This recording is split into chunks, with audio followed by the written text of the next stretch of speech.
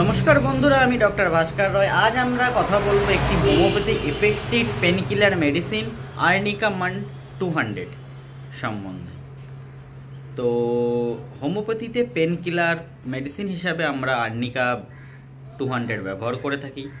সাধারণত অ্যালোপ্যাথিতে যেখানে পেনকিলার খেলে বিভিন্ন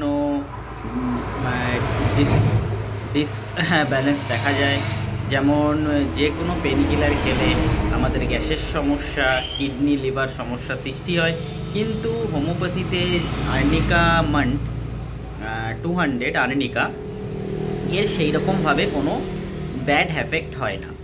সাধারণত মোটামুটি এটি painkiller plus antibiotic, anti aging, blood সার্কুলেশনটাকেও বাড়িয়ে দেয়।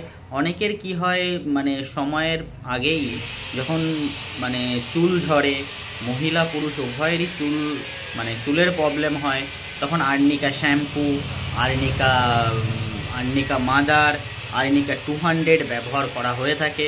বিভিন্ন পেশেন্টের বিভিন্ন ক্যাটাগরির উপর ডিপেন্ড করে আমরা আর্নিকা ব্যবহার করে থাকি। আর্নিকা একটি মোটামুটি পপুলার হোমিওপ্যাথিক মেডিসিন। এর একাধিক গুণ রয়েছে।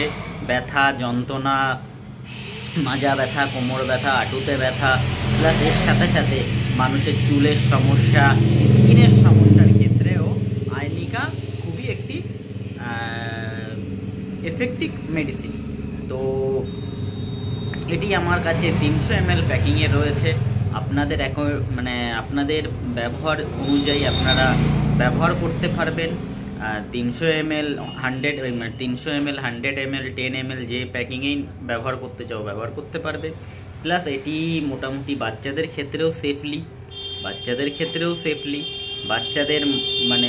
বাচ্চাদের জন্য ব্যবহার করা হতে পারে।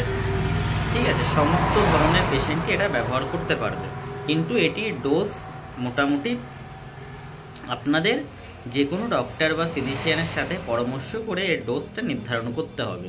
তো আমার এই ছোট্ট ভিডিওর মাধ্যমে আর্নিকা সম্বন্ধে আমি একটি ছোট্ট ধারণা আপনাদের দিলাম।